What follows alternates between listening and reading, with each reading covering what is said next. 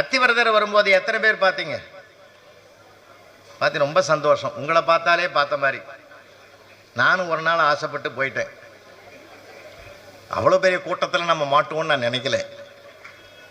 அதில் ஒருத்தர் இடையில என்னை பார்த்துட்டு வந்து, சார் குறுக்க ஒரு வழி இருக்குது போகலாமான்னார். தெரிஞ்சோ தெரியாமலோ குறுக்க போன வழியை பாவத்தை தீர்க்கிறதால நானே வந்தேன். இங்கேயும் குறுக்க வழியாக வேண்டான்னுட்டேன். நீ இன்னைக்கு பூரா பார்க்க முடியாது, அவ்வளோ கஷ்டப்பட போகிறேன்ட்டு போயிட்டான். எனக்கு முன்னாடி ஒரு 90 வயசில் ஒரு பெரியம்மா பாட்டி,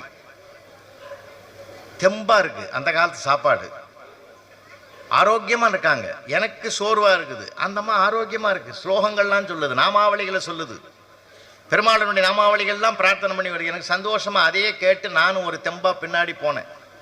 அத்திவரதற்கு கிட்ட போன உடனே அந்த அம்மா பிரார்த்தனை பண்ணாங்க பாருங்க, என்னைக்கு மறக்க முடியாது. அத்திவரதா, அடுத்த முறை நான் வந்து உன்னை சேவிக்கணும்.